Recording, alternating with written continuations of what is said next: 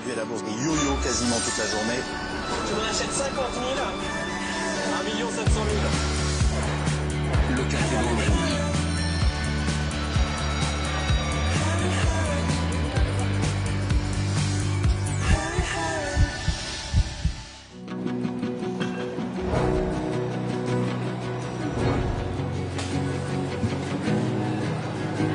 Bonjour.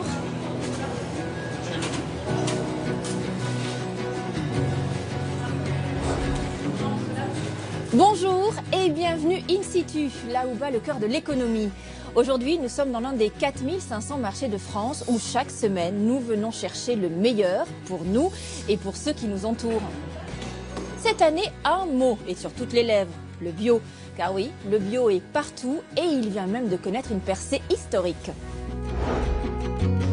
En 6 ans, le marché a enregistré une croissance record. Son chiffre d'affaires a tout simplement doublé pour atteindre 6,9 milliards d'euros.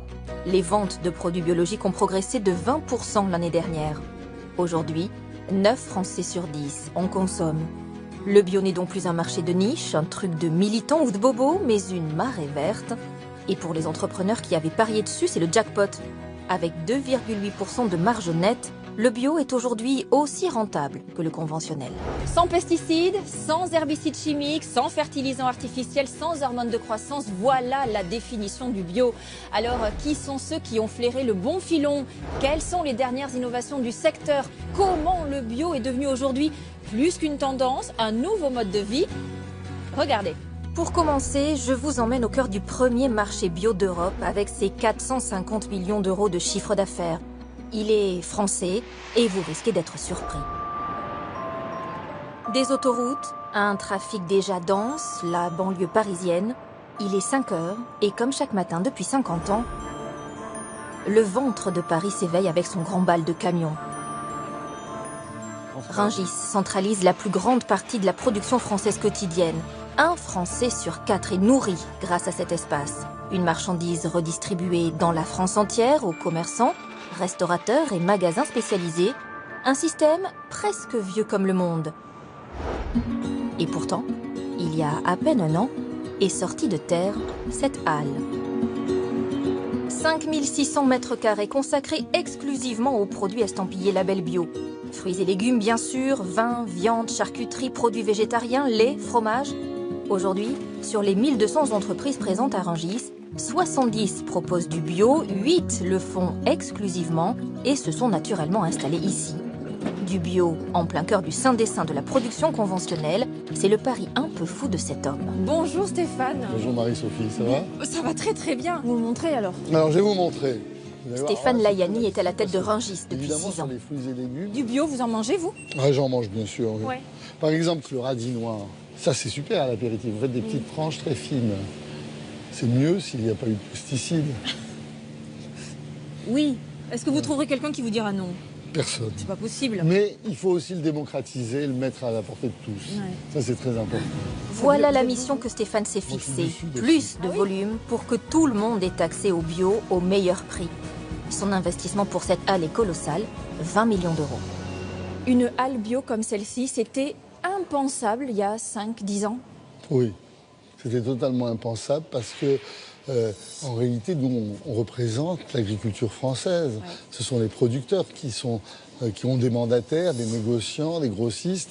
Et donc, il faut être porté aussi par l'amont. Et l'amont était trop faible. Ouais, c'est les consommateurs, en fait, qui ont fait que cette halle bio, elle existe aujourd'hui. C'est parce qu'eux veulent du bio? C'est très important. Aujourd'hui, les Français, les consommateurs, veulent connaître l'histoire de leurs produits.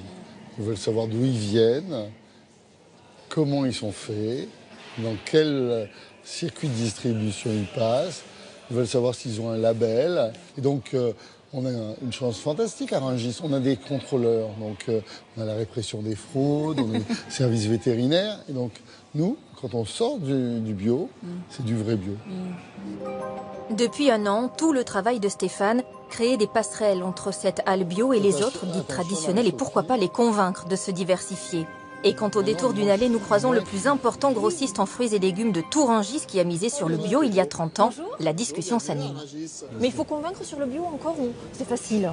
C'est facile, C'est facile de convaincre sur le bio. Voilà. Ce qu'il faut convaincre, c'est, je pense, les réseaux traditionnels. Vous pourriez avoir une offre bio à côté de l'offre traditionnelle. Il en faut pour tous les prix, pour tous les goûts. Moi, je serais plus sévère que vous, par rapport à votre réponse. En fait, il n'y a que 3% des gens qui mangent bio. Donc, en fait, il y a encore énormément de travail. Parce que les gens ne se rendent pas compte de ce qu'ils ont dans les assiettes. Aujourd'hui, quand vous achetez un produit qui, par défaut, n'est pas bio, ben forcément, il y a des pesticides en long, en large et en travers. Donc, ce n'est pas marqué sur la pomme qui a été traitée, ça n'a pas été marqué sur la tranche de jambon. Par contre, les pesticides et les produits chimiques, ça en est truffé. Et on ne le sait pas. Et nous, en tant qu'acteurs du bio, où on doit mettre des pastilles vertes pour dire que ce qu'on fait, c'est bien, alors qu'on le fait comme on devrait le faire, comme c'était fait par le passé. Et par défaut, il n'y a pas de pastilles rouges sur les ingrédients, sur les fruits et légumes dans le conventionnel et sur l'ensemble des produits. Vous voyez, ils sont très engagés. Quand vous allez dans d'autres fermes ou quand vous voyez ce qui se fait dans d'autres fermes non bio, là vous êtes quoi? Scandalisé, écœuré? Les tomates ne poussent même plus dans la terre. Ça pousse en hors-sol. C'est-à-dire qu'elles ne sont plus dans la terre comme ça devrait l'être. Les plantes sont nourries au goutte à goutte avec des pesticides et des lampes. Et on a trafiqué la gène pour que la gène de la tomate afin qu'elle puisse être standardisée, rouge et qu'elle va durer 15 jours ou 3 semaines dans votre frigo. C'est pas notre conception de l'alimentation et ni de la santé. Vous, votre tomate, elle pousse? Ma tomate, elle pousse en plein champ. On va travailler les variétés anciennes. Rien n'a été modifié, il n'y a pas de pesticides. Les rendements sont plus faibles, ce qui peut expliquer parfois la différence de prix qui est souvent mise en avant. Et ensuite, on pourra déguster un produit de saison et de haute qualité. Alors justement, parlons prix un peu. Parce que parfois, ça va du simple au double. Du simple au double, peut-être, en fonction des enseignes, de la saison, du moment, de la variété. Mais ramener à la portion dans l'assiette, la différence, elle est zéro. Ça vous fera des économies dans les médicaments. Vous me direz ce que vous achetez la prochaine fois quand vous ferez vos courses. D'accord, je vous dirai. Mais donc les pommes, que ce soit les pommes... Ce qui augmente les prix, les emballages pour protéger les produits bio des pesticides dans les rayons, le travail des producteurs pour respecter les cycles naturels, le transport pour les produits importés. Car ici, seuls 45% de la marchandise est française. Les terres cultivées en bio en France sont en augmentation, mais elles ne représentent encore que 6% du territoire. Prince de Bretagne. Stéphane, lui, est confiant sur la prise de conscience de la filière. Il faut comprendre que pour les agriculteurs, ça ne peut pas se faire du jour au lendemain. Mais évidemment. Ce sont des exploitations avec des terres, avec des méthodes de production. Donc, ceux qui y passent, c'est un très gros investissement. Vous les trouvez courageux? Moi, je trouve que les agriculteurs sont courageux, en général.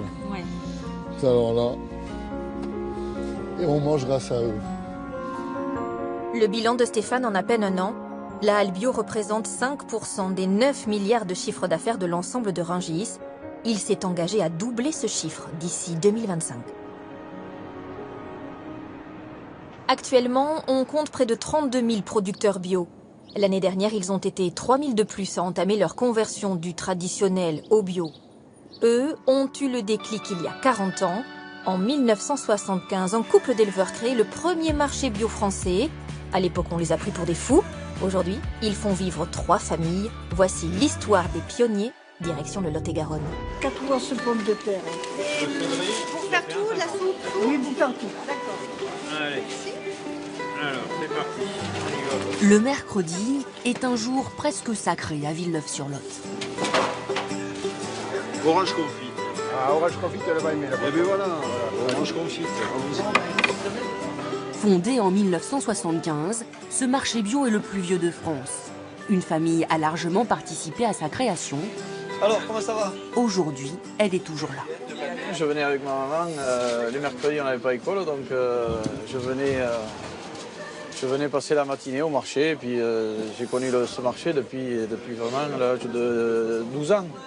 Ici, les produits de la famille Potzer sont connus et visiblement reconnus. Elle était cliente et donc je continue. C'est d'excellents produits. Je viens assez régulièrement, oui. Oui. Mais je suis arrivée trop tard aujourd'hui, il n'y a plus rien. C'est bien dommage.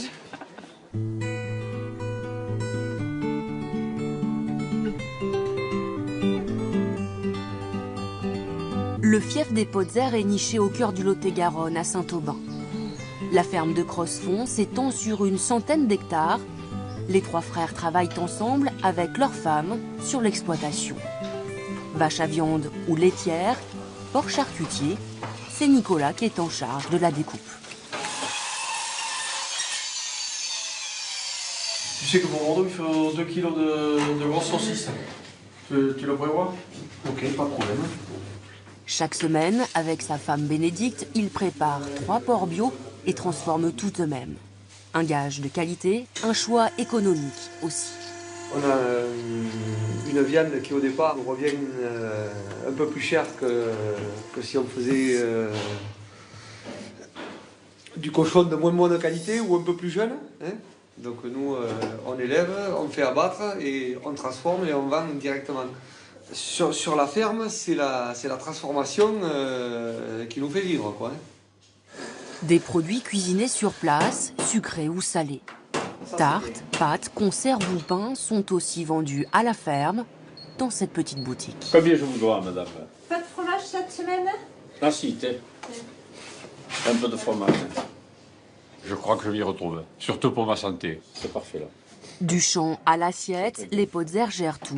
C'est ce qu'on appelle un circuit ultra court. Tout le monde va s'en sortir davantage. Les clients payeront un peu moins cher parce qu'il n'y aura pas d'intermédiaire. Et nous, on va avoir un juste prix pour nos produits. Un choix de vie auquel tous sont adhérés, fédérés autour du bio, leur credo.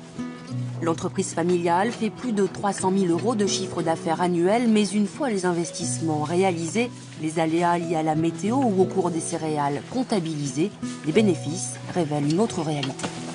On a 1 600 € par couple, avec une partie de notre nourriture est fournie par la ferme. Aujourd'hui, on peut vivre heureux et bien, dans des bonnes conditions, avec ce que nous avons. Son fils a longuement réfléchi. À 19 ans, Clément se sent finalement prêt à prendre la relève. On va désinfecter le nombril. Allez, vas-y. Là, tu sèches le cordon. Allez, Vicky. Il sait déjà qu'il faudra faire des choix, trouver des bras pour l'aider ou supprimer certaines activités. Et à ce sujet, Clément a déjà sa petite idée. Les laitières, parce que c'est beaucoup de travail, ça prend beaucoup de temps et c'est pas quelque chose qui me passionne énormément. L'avenir de Clément suscite autant de fierté que d'appréhension chez son grand-père. Gilbert a 81 ans, il s'est lancé dans le bio dans les années 50, à un moment où d'autres faisaient le choix de l'agriculture intensive. On ne pouvait pas mettre des engrais chimiques, par exemple, et se soigner en bio. Gilbert rencontrera Claudette, avec qui il partage les mêmes convictions. C'est elle qui fonde avec quelques amis le premier marché bio de France, à Villeneuve-sur-Lot. Elle qui refuse par exemple que leurs enfants déjeunent à la cantine. Les Potzer créent souvent l'incompréhension. Un jour, c'était les Potzer qui étaient visés. Un autre jour, c'était un autre. Pourquoi? Pour une autre raison. Et on faisait le tour. Mais nous, on revenait souvent. Force est de constater que les temps ont bien changé et à leurs yeux, le bio a attiré quelques opportunistes. Certaines personnes qui ne pouvaient pas s'en sortir en traditionnel, ils ont vu qu'en bio, c'était peut-être plus facile, puisqu'ils avaient beaucoup d'aide, que les anciens non plus. C'est des gens, on fait ça parce qu'il y a l'argent au bout. Non mais c'est du bio ça. Alors, lorsque le couple se retourne, il se concentre sur une chose. Et là, les haies sont toutes petites. Le sentiment d'avoir laissé la terre dans le même état que celui dans lequel il l'avait trouvée. On a fait seulement ce qu'il fallait faire. C'est tout. Fierté? Non. Normal.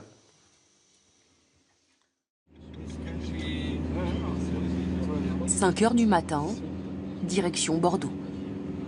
Le café, les petits gâteaux Ensuite, on met le régulateur et puis on joue aux cartes. Depuis une quinzaine d'années, le nombre de marchés bio stagne en France. En revanche, aujourd'hui, il s'ouvre un magasin spécialisé tous les 2 jours. Les Potzer auraient pu faire le choix de distribuer toutes leurs marchandises chez l'un d'eux. Éventuellement, mais c'est pas notre but, c'est pas notre démarche. On préfère avoir un contact avec notre clientèle plutôt que notre marchandise soit vendue un peu anonymement. Voilà. Désormais, la vente directe ne représente plus que 15% du marché. J'ai rien entendu. Les temps changent, les modes de consommation aussi. Le bio, économie ou état d'esprit, la famille Potzer, elle, traverse le temps avec la même authenticité. La demande est de plus en plus forte, malgré des prix en moyenne 64% plus chers que les produits traditionnels. Alors, la course au petit prix est lancée. Les magasins de la grande distribution s'y mettent. Ce sont eux les premiers revendeurs, avec 44% du marché. Vous l'avez compris, nous voulons de plus en plus consommer bio. La grande nouveauté, c'est que plus aucun secteur n'y échappe. Habitat, vin, cosmétiques, produits ménagers, vêtements. Une biotendance qui s'appuie sur une motivation d'achat qui surpasse toutes les autres. La santé d'abord et celle de nos enfants pour 67,1% d'entre nous. Puis l'argument historique, l'écologie, le meilleur goût ou encore le soutien aux producteurs et dans le bas du tableau, la défense de la cause animale arrive en dernière position. Alors je vous propose de partir à la rencontre de celles et ceux qui font de cette tendance le terrain de leur innovation, leur argument marketing, le tout bio pour vivre mieux et plus longtemps. Découvrez la renaissance spectaculaire d'un fruit oublié, la grenade. Les personnalités médiatiques vantent ses vertus antioxydantes, les éminents médecins son atout contre le cancer. Alors comment le marché bio est devenu son meilleur tremplin? Direction le Gard.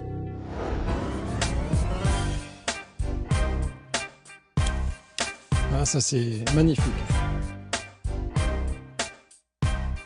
La grenade doit être sur le podium des 3 fruits pour la santé.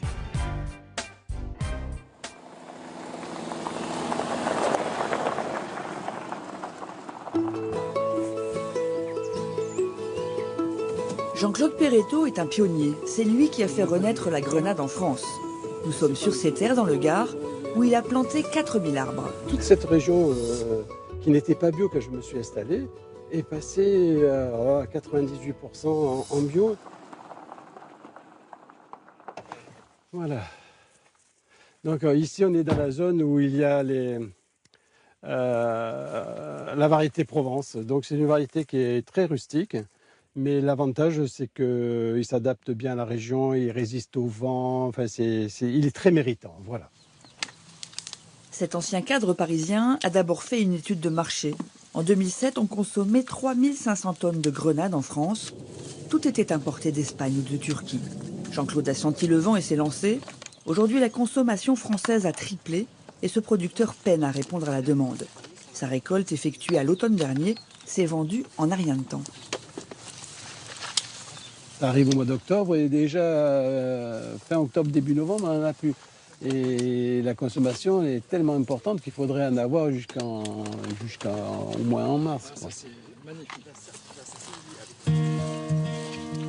À 100 km de là, sur les contreforts du Larzac, Raphaël Colici se bat aussi pour faire renaître ce fruit oublié. Cet ostéopathe en a planté 52 variétés différentes dans son verger expérimental. Voilà. Magnifique.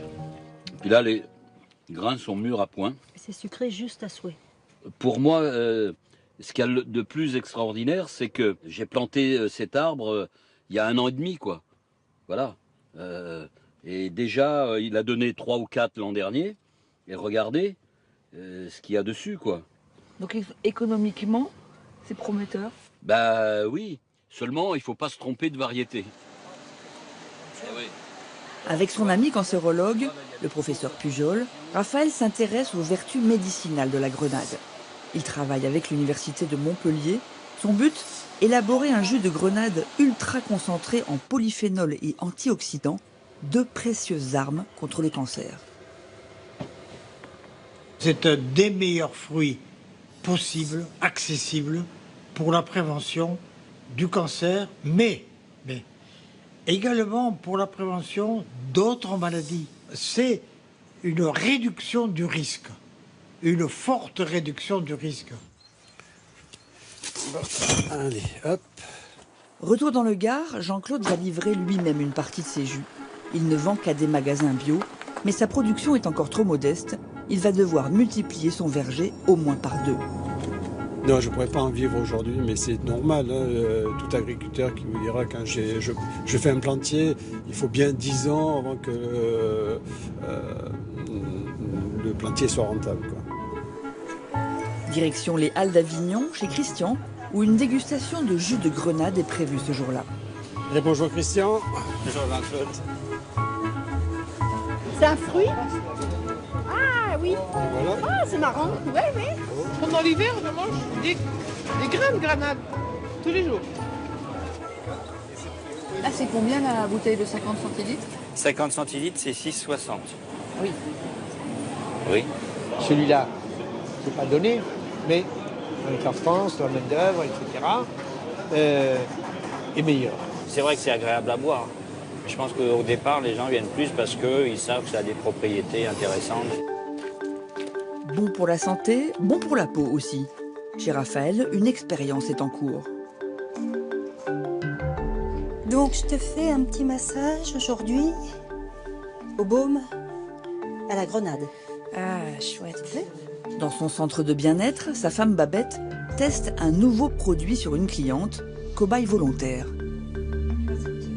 En sachant que tout est naturel, organique et que en fait tout ce qu'ils produisent, je pourrais le manger aussi. Donc je sais que ça peut pas faire de mal, ça peut que faire du bien. On sent qu'on est en train de nourrir et de donner que du bon. Et ça, c'est précieux, quoi. Alors, comment ça va cette crème? Ah, superbe, vraiment. Bon, on n'a pas travaillé pour rien. Alors, notre but, voilà, c'est que aussi d'autres développent ce fruit pour que des emplois se créent en Languedoc-Roussillon, comme nous l'avons fait depuis 10 ans. Et maintenant, il y a une jolie filière qui est à la disposition des labos et des metteurs en marché. La filière grenade est encore très jeune. On produit à peine 2% de la consommation des Français. Ce fruit méditerranéen, sorti de l'oubli par le marché bio, a donc de beaux jours devant lui. Un fruit promettant une meilleure santé, des massages bien-être, le bio se diversifie et ses consommateurs changent. Aujourd'hui, ils ont entre 26 et 55 ans à 76%, vivent en ville à 64%, un tiers sont des CSP+, et sont des femmes à 87%. Voici donc le profil type de l'adepte du bio, une quadragénaire, active, citadine et connectée.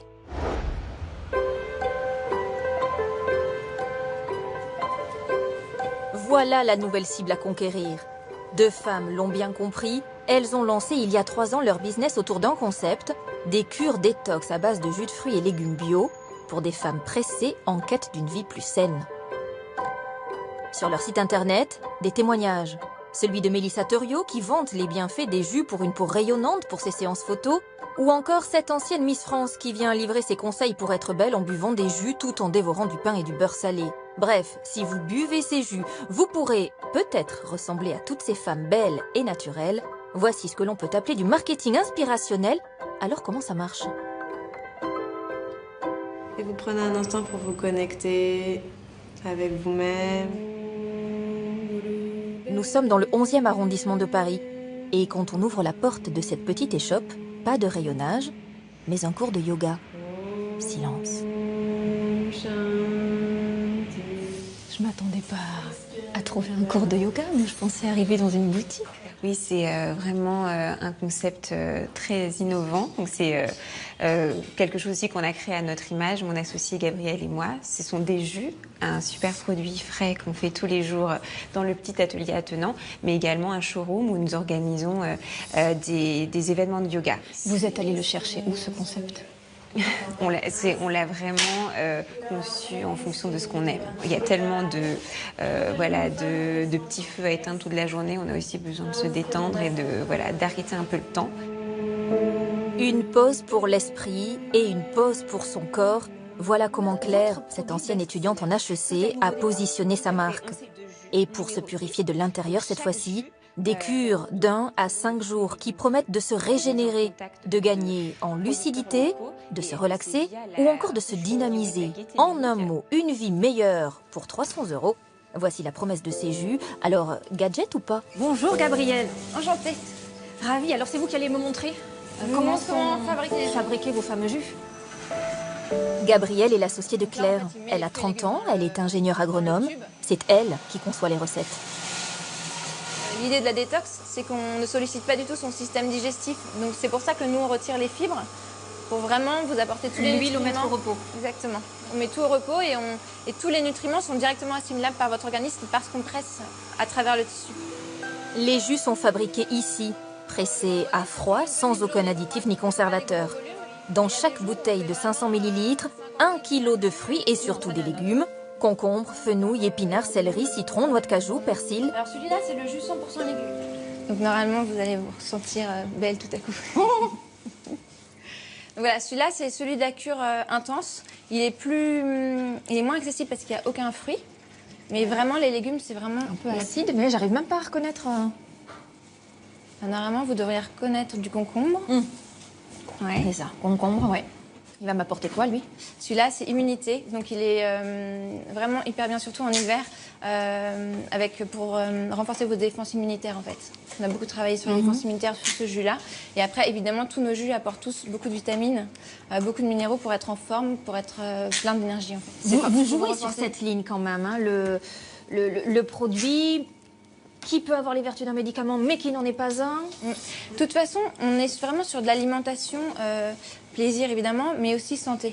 Quand on mange bien, notre corps fonctionne bien. Ouais. Si notre corps fonctionne bien, on est en bonne santé.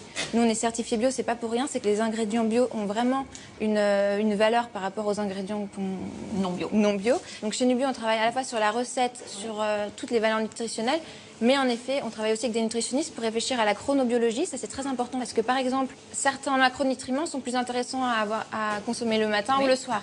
Parce que peut-être, pour la beauté de votre peau, c'est plus intéressant d'avoir tel lipide le soir. Tout a été pensé en amont. Il y a 4 ans, Claire et Gabrielle étaient au chômage. Elles ont bénéficié d'un prêt de 5 000 € et se sont lancées. Au début à 2, puis tout a grandi très vite. Elles emploient 5 personnes actuellement. Si aujourd'hui elles sont recommandées par Alain Ducasse, fournissent magasins bio, grands palaces parisiens, quand on leur demande ce qui a été le plus dur pour elles au début, la réponse est étonnante. Vous vous souvenez du moment où vous avez reçu la première commande? Oui, je m'en souviens très bien. On avait eu une commande de 5 jours cure intense. J'étais partie au ski pour m'aérer l'esprit et je suis revenue en catastrophe à Paris pour produire la cure. Tu allée lui apporter en personne. J'allais lui apporter en personne, oui. Ah oui, c'était vous dans Paris? Ah oui, la somme de PV qu'on a eue, parce qu'il faut stationner un petit moment pour aller porter la cure. Donc on a très vite sous-traité la partie livraison, qui est moins notre métier. On s'est concentré sur la confection des jus. Voilà. Après 3 ans d'existence, la petite entreprise de Claire et Gabrielle est aujourd'hui à l'équilibre. Elle cherche actuellement à lever des fonds supplémentaires pour s'agrandir. Le bio pour se sentir mieux dans son corps, dans sa tête aussi, pour éviter les allergies liées aux pesticides qui nous entourent. C'est sur cette idée qu'un jeune entrepreneur a repris la ferme familiale. Direction le Maine-et-Loire, une région réputée pour ses plantes médicinales. C'est un retour aux sources. À 50 ans, Samuel Gabory s'est offert une ferme, mais pas n'importe laquelle, sa ferme natale. C'était il y a 3 ans. Depuis, la chaleterie a été reconvertie en bio. C'est propre sous la facélie. Il n'y a pas beaucoup de mauvaises herbes en fait. Les premières récoltes auront lieu cette année. Donc on va utiliser cette facélie pour l'incorporer dans un shampoing. On souhaite utiliser ses propriétés protectrices pour faire un shampoing pour protéger le cheveu du soleil. Le végétal, c'est la source de l'activité de Samuel Gabory. L'homme est à la tête de Nature et Stratégie, une PME qui dispose d'une ferme donc, et de 3 usines. 130 salariés pour un chiffre d'affaires de 20 millions d'euros. Nature et Stratégie fabrique et distribue des produits ménagers et des cosmétiques bio, vendus soit en magasin bio, soit à domicile.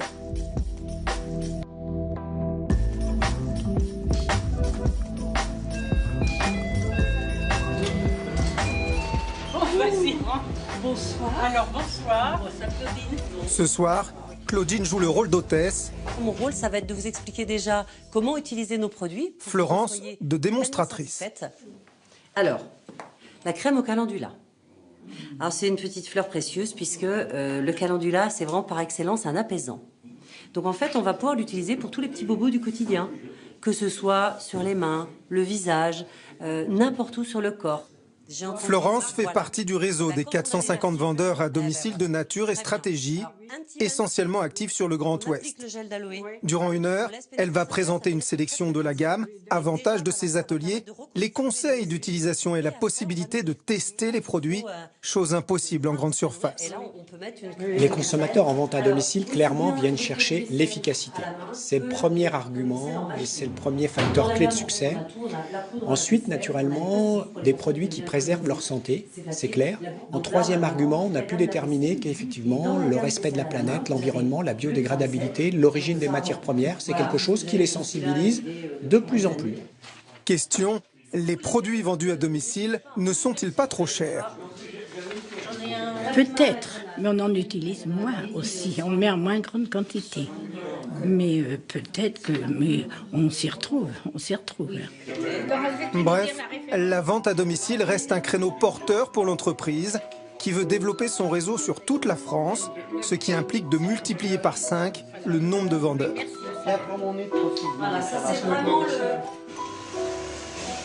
L'histoire débute dans les années 70 par des problèmes de peau. Janine Gabory, la mère de Samuel, en avait assez de l'eczéma qu'elle attribuait aux détergents classiques.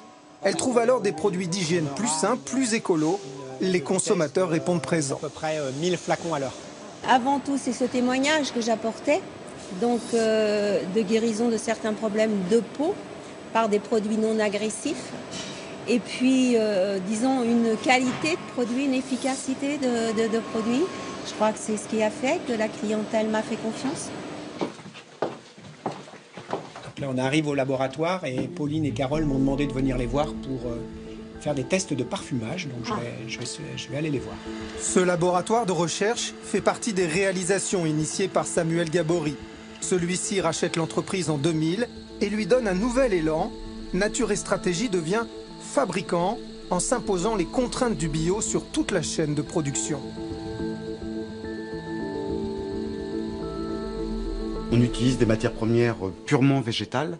On utilise aussi, on exclut tout ce qui est pétrochimique. Donc ça, c'est un point quand même important et différenciant. On exclut également tout ce qui est chimie de synthèse. Donc tous les ingrédients qui ne sont pas obtenus à partir d'un élément végétal ne peuvent pas être incorporés. Exemple, avec la rose de Damas. Sans moi, la matière, là, tu vas voir, c'est vraiment une matière de qualité. Donc on va pouvoir la distiller, obtenir une eau florale qui aura cette même odeur caractéristique que j'utiliserai moi soit dans des lotions, soit dans des crèmes cosmétiques, pour les propriétés anti-inflammatoires et surtout toniques de la rose. L'extraction de l'eau florale de rose est donc obtenue par distillation. Pour cette opération, le prestataire doit respecter le label Cosmebio, élaboré en 2003 par une dizaine de professionnels, dont Samuel Gabory. Dans les années 2000, on s'apercevait qu'on avait des extraits végétaux, mais que les solvants qui permettaient d'obtenir ces extraits étaient des solvants polluants. Et on voulait être sûr que le produit final ne contienne plus ces solvants. On va utiliser de l'alcool bio, on va utiliser vraiment tout ce qui nous permet à la fin de respecter ce cahier des charges, d'être sûr que la matière qui rentre chez nous était bio et qu'à la fin notre produit va être aussi bio. Retour à l'usine de fabrication où l'eau florale de rose est mélangée à un gel pour jambes lourdes. Ce gel comprend 15 ingrédients et doit aussi répondre aux contraintes du label. Chaque ingrédient doit être soit issu de l'agriculture biologique, soit d'origine naturelle, en tout cas non OGM, transformé naturellement. Et ensuite, nous avons respecté un mode opératoire qui certifie que cette crème a été fabriquée dans des conditions les plus environnementales possibles. Aujourd'hui, Cosme Bio recense 400 adhérents. 2017 sera une année charnière pour Nature et Stratégie. L'entreprise va doubler la superficie de son usine de Somme-Loire et elle va densifier sa présence à l'international. Objectif, réaliser 30 millions d'euros de chiffre d'affaires. La lutte contre les allergies, un créneau en or pour le marché bio. Aujourd'hui, 2,4 millions de Français souffrent d'allergies et d'intolérances alimentaires. La nouvelle tendance, le sans gluten et le sans lactose. En 3 ans, le marché a doublé avec 215 millions d'euros de chiffre d'affaires. Les nouveaux adeptes du bio en consomment donc pour leur santé, pour leur bien-être. Mais qu'en est-il de l'argument historique de la consommation bio, l'argument écologique? Eh bien, dans cette dernière partie de l'émission, je vous propose de partir à la rencontre de celles et ceux qui, avec le bio, ont radicalement changé de vie. Ils ont même créé de nouvelles communautés. Nous vous emmènerons dans un village du Périgord qui a repeuplé ses maisons et relancé son économie grâce à un argument, une vie garantie sans pesticides. Mais tout de suite, coup de projecteur sur le e-commerce bio, un système économique et écologique puisqu'il limite les déplacements des clients. Qui se cache derrière ces sites de vente en ligne? Regardez. Nous sommes à Vaugrigneuses, dans la campagne, à 30 km de Paris. Dans cet entrepôt, 12 000 références dédiées aux femmes enceintes, bébés, enfants, jeunes parents, vendues exclusivement sur Internet. Entre autres, des vêtements, de l'alimentation, des cosmétiques, des couches lavables venus de l'Allemagne, de Hollande ou encore d'Angleterre, les pays les plus en pointe sur les produits bio et écologiques. Avec ses 300 commandes quotidiennes, cette petite entreprise est rentable depuis 2 ans avec 5 millions d'euros de chiffre d'affaires. Derrière cette réussite, l'histoire d'un changement de vie. Bonjour Patrice. Bonjour Marie-Sophie. Enchantée.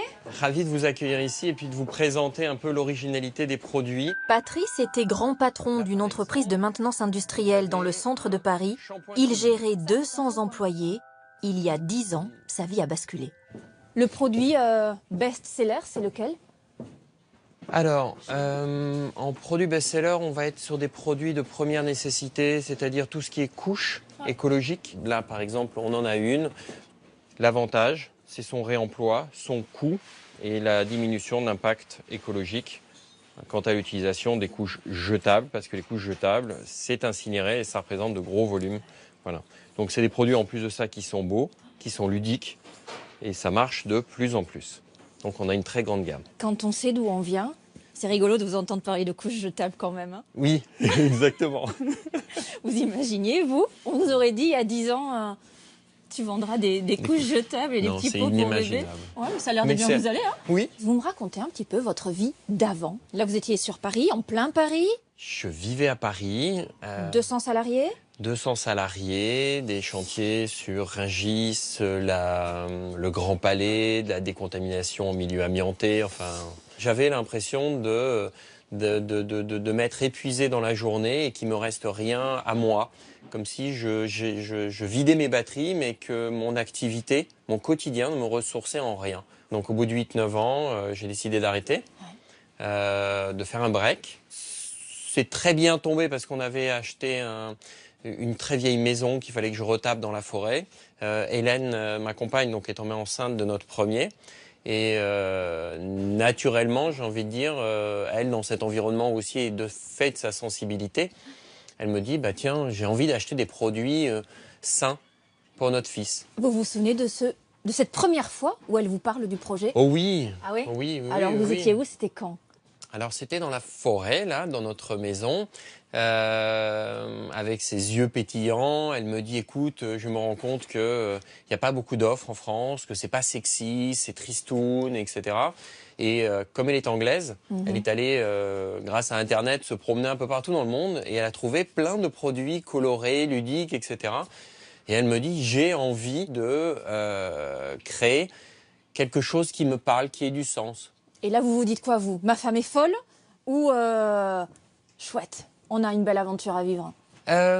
J'ai découvert comme si elle avait trouvé quelque chose qui venait de la forêt. Elle revient en me disant, tiens, qu'est-ce que tu Regarde, penses de j'ai trouvé ça? des champignons. Voilà. Vendre sa maison pour vivre au milieu de la forêt, c'est comme ça que tout a commencé. Patrice revend aussi sa société. Il réinvestit 200 000 € pour lancer cette nouvelle aventure. Après 3 ans, l'entreprise enregistrait déjà 50% de croissance. Elle est sacrément visionnaire, Hélène, quand même, alors. Je me sens tellement mieux aujourd'hui que dans cette vie d'avant. Le matin, quand je me lève, je suis content de retrouver cette ambiance, de retrouver les collaborateurs. Même si l'équipe est plus petite, il y a un lien aux gens, il y a un lien. La fameuse Hélène est à quelques kilomètres de l'entrepôt, dans ce petit village. Si Patrice gère le développement et les livraisons, Hélène, elle, déniche les produits, s'assure de leur provenance et de leur certification. Elle est anglaise et travaillait dans un cabinet d'avocats. Quand vous le voyez parler de couche-culotte, ouais, vous vous dites quoi? Je trouve ça génial. Il paraît que tous les hommes ne sont pas comme ça, mais non, je trouve ça génial. Vous avez sacrément eu le nez fin quand même, parce qu'il y a 10 ans, il fallait y penser qu'on allait avoir cette envie de bon, de bio pour nous, pour nos enfants, pour ceux qu'on aime. En fait, ça a suivi notre vie à nous. On veut manger mieux pour nous, pour nos enfants, pour nous, dans les deux sens. Moi, j'utilise pas de crème autre que du bio, le maquillage c'est bio, le shampoing c'est bio, le vernis c'est du set free, donc ce sont les produits toxiques dans le vernis. Mais alors pourquoi le e-commerce? Pourquoi à ce moment-là vous ne vous dites pas je vais ouvrir une petite boutique?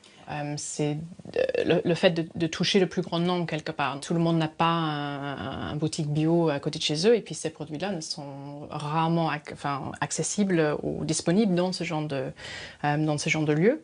Et aussi, on a voulu vraiment, au-delà de la vente du produit, c'est apporter de rassurance, de l'information fiable et une réponse en tant que produit si cette information nécessite un achat quelque part. Mais on donne aussi beaucoup d'informations sans achat derrière. Qui n'y a pas d'achat, c'est vraiment un style de vie, un choix de vie qu'on essaie de véhiculer aussi à travers notre activité. Et pour éviter la surconsommation, la dernière innovation d'Hélène et Patrice, la création d'un réseau de 60 mamans ambassadrices des produits vendus sur le site pour conseiller, rassurer et tester avant d'acheter à travers des ateliers sur le thème de la maternité. C'est pratique et ça soutient des enfants grands jusqu'à 2 ans.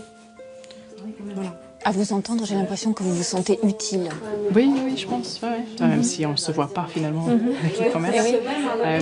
Mais j'ai quand même une influence dans le choix que je fais directement sur des choix de vie. Ça influence, je peux apporter quelque chose. Dans 10 ans, Hélène et Patrice espèrent créer un réseau de boutiques un peu partout en France pour encore plus de rencontres et surtout de chaleur humaine.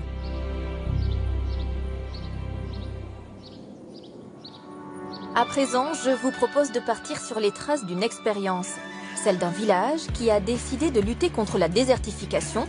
Son pari, une vie garantie sans pesticides. C'est dans le Périgord que ça se passe.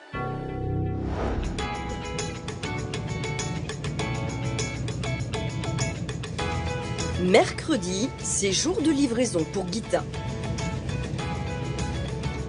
Oui, je livre la boutique à Saint-Pierre. J'ai un verger de pommes de variété ancienne, locale, rustique, que je ne traite pas du tout. Voilà, donc je vends des pommes en frais, je vends du jus de pomme. J'essaie de vendre le plus localement possible. Et la boutique de Saint-Pierre en fait partie.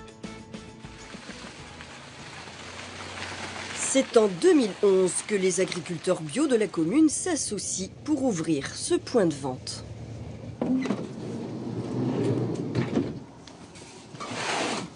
Les 400 habitants de Saint-Pierre-de-Frugy retrouvent alors un magasin alimentaire. Bonjour. Bonjour. Je t'apporte du jus de pomme. Très bien. Je sais pas Tiens, je te donne tout ça. Et ça, par contre, je les ferai passer aux producteurs.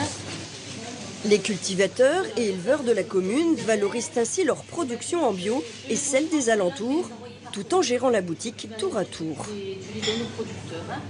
C'est lourd sans être lourd, mais bon, faut bien qu'il y ait quelqu'un qui le fasse. Comme on est en association, ce sont des bénévoles qui gèrent la comptabilité, la paye. Quand Léa s'absente, il faut quelqu'un pour tenir le magasin. Léa, seule employée, y a trouvé un 3/4 temps. J'ai cherché depuis 6 mois un emploi. Donc c'est tombé vraiment très très bien. Et le bio, c'est un plus? Ouais. Bah oui, parce que ça reste dans la dynamique du village. Car Saint-Pierre-de-Frugy a amorcé un virage il y a 8 ans, la relance par le bio. En 2008, la nouvelle municipalité, élue sans étiquette, a à cœur de redonner vie à cette commune rurale touchée par la désertification. Le maire, concessionnaire à la retraite, commence par rendre le village à nouveau attractif. On a restauré les calvaires, les fontaines, les lavoirs, l'église, la chapelle. Tout ce qui concerne le petit patrimoine a été fait d'abord. Et en même temps, on a entrepris de faire une gestion responsable de l'environnement, c'est-à-dire pas d'intrants, pas de pesticides, fauchage raisonné, des nichoirs, des hôtels à insectes, enfin tout ce qui concerne pour respecter l'environnement. Les gens ont commencé à venir et à fréquenter nos chemins de randonnée, mais là ils nous interpellaient en disant c'est bien beau chez vous, mais on ne peut même pas boire un coup, même pas manger, donc on a eu l'idée d'ouvrir le restaurant.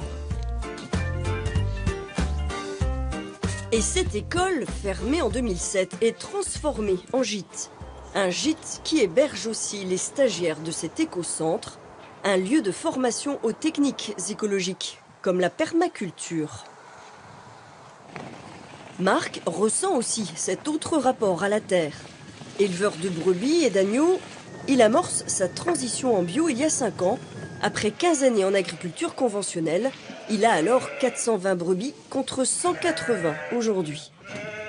Couché. Le but de notre métier, c'est évidemment d'en vivre, mais pas à n'importe quel prix, quoi, en fait, je dirais. Donc le bio, dans ce sens-là, me permet de trouver un équilibre. En fait, je produis moins, mais je choisis la qualité. Au niveau du revenu, je dirais qu'il est aussi correct, surtout ramené au temps de travail, quoi, en fait. À 3 km de la ferme de Marc, Julia et Guillaume ont quitté il y a 5 mois leur statut de cadre et le stress de leur vie parisienne. Ah, la découpe. Ils ont pris 4 ans pour choisir le territoire de leur nouveau projet de vie. La démarche collective de la commune les a convaincus. On ne se sentait pas tout à fait prêts à démarrer nous-mêmes une dynamique.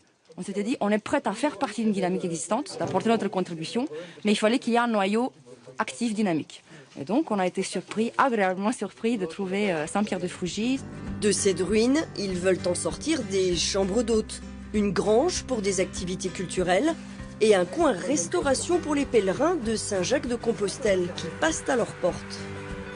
L'idée, c'est de pouvoir cultiver et transformer nos produits et les servir dans ce four à pain, petit bistrot qu'on va mettre en place dans les prochaines 3 années. Il y a beaucoup de boulot, mais voilà, on a de l'espoir. Oh, mais il est bien vermoulu, hein. Ouais. Mais ça n'empêche pas qu'à cœur, il y a de l'os, hein. Un projet ambitieux, mais plutôt bien accueilli par les voisins qui n'hésitent pas à leur donner un coup de main. Déplacer ça seul, effectivement, c'est compliqué. Et là, dès qu'on est 3, déjà, ça devient sympa. En plus, on avance vite. T'es le bienvenu, tu es dans notre territoire, on t'accueille, on te soutient, on t'aide, on veut que tu réussisses. Et c'est pas, je reste derrière ma clôture et je te regarde te planter, quoi. C'est pas du tout cette culture-là. Une économie d'échanges et de services qui séduit toujours de nouvelles familles. Il ne se passe plus une semaine sans une demande d'installation à Saint-Pierre. Des écomaisons sortent de terre, les maisons à vendre par les particuliers trouvent preneurs. Et celles qui appartenaient à la commune financent ces nouveaux projets, comme l'acquisition de cette grange. On est en train de restaurer cette première partie, un logement passerelle. Un logement passerelle, c'est un logement qui va accueillir un couple qui a un projet de vie ou un projet professionnel. Et pendant 1 an, il pourra rester là et ça lui permettra de voir si son projet est viable, en fait. C'est ici aussi que se fera la prochaine rentrée scolaire. L'école alternative Montessori, ouverte avec 5 enfants il y a 2 ans, a triplé depuis son effectif. Elle doit déménager. Depuis 8 ans, la dynamique de Saint-Pierre fédère de nombreux partenaires, notamment le parc naturel régional Périgord-Limousin. Prochaine étape, la transition énergétique de la commune.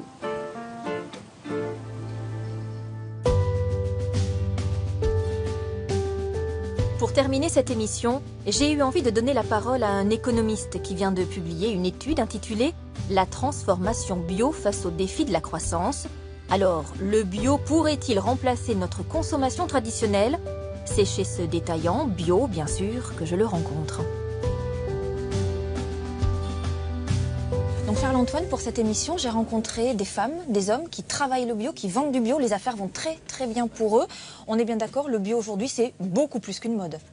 Oui, ce qui est sûr, c'est que évidemment les affaires vont bien pour eux parce qu'on est sur un marché qui explose littéralement. Du coup, en France, si vous faites un petit panorama des différents secteurs qui existent, agroalimentaires ou autres, hein, c'est que c'est probablement l'un des marchés les plus dynamiques aujourd'hui qui existent sur le territoire français. Aujourd'hui, du bio, il y en a pour tout le monde. Faut pas être choqué de voir les grandes enseignes, la grande distribution faire du bio.